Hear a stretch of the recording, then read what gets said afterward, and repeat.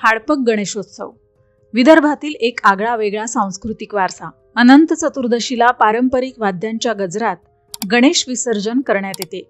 10 दिवस गणेश भक्तांकडून मनोभावे सेवा करून लाडक्या बाप्पाला निरोप दिला जातो। गणेशोत्सव संपला की नागपुरात आणि विदर्भात गणेश विसर्जनानंतर पितृपक्षामध्ये हाडपक्या गणपती किंवा मस्कऱ्या गणपती म्हणून ओळख असलेल्या बाप्पाची स्थापना केली जाते।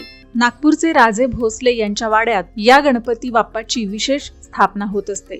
या उत्सवात लावण्या, पोवाडे, नकला, खडीगंमत यासारखे कार्यक्रम आयोजित केले जातात। यामुळे गणपतीला मस्कऱ्या गणपती असे नाव मिळाले आणि विदर्भात पितृपक्षाला हाडपक असे म्हणतात। त्यामुळे हाडपक या गणपती म्हणूनही हा उत्सव प्रचलित आहे। हाडपक्या गणपती स्थापनेची सुरुवात इसवी सन 1887 मध्ये समशेर बहादर श्रीमंत राजे खंडोजी महाराज भोसले उर्फ चिमणा बापू यांनी नागपूरच्या भोसले वाड्यात हाडपक गणपतीची स्थापना केली। त्या काळात गणपतीची मूर्ती 12 हातांची आणि 21 फूट एवढी उंच होती।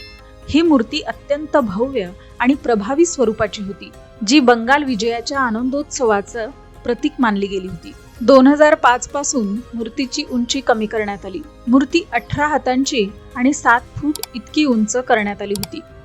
तर सध्याची म्हणजेच 2025 मध्ये या मूर्तीची उंची ही 3 ते 3.5 फुटापर्यंत आलेली आपल्याला पाहायला मिळते।